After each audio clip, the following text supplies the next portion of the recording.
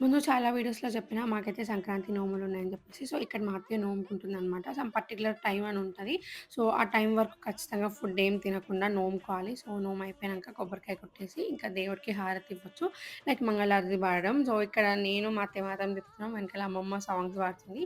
వీలైతే అది గూడా నేను లాంగ్ వీడియోలో ఇంక్లూడ్ చేయడానికి ట్రై చేస్తా. నెక్స్ట్ ఇంకా మా పెద్దత్తయ్య వాళ్ళ ఇంటికెళ్ళామనమాట. మా అత్తయ్య గూడా నోముకుంది. అది కూడా నేను లాంగ్ వీడియో రికార్డ్ చేసిన. వీకెండ్‌లో పోస్ట్ చేస్తా. ఇంకా ఇక్కడ వాయినం తీసుకుంటాం అనమాట. ఫస్ట్ మా వదిన తీసుకుంది.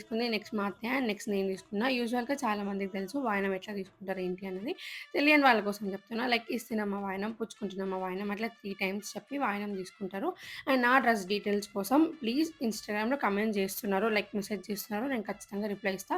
బట్ అట్లా డైరెక్ట్‌గా కాల్ చేయకండి. నాకు చాలా ఇబ్బందిగా ఉంటది. నాకు కూడా చాలా పనులుంటాయి. నేను కాల్స్ అటెండ్ చెయ్యను అండ్ చెయ్యలేను కూడా. సో, ఈవినింగ్ ఇంకా నేను, షారు అండ్ మహి అట్లా బయటికెళ్ళి స్నాక్స్ తినేసామనమాట. మా డే అయితే చాలా బాగా గడిచింది. యాహ్! ఈ వీడియోకి ఇంతే. సరే అయితే బాయ్ మరి.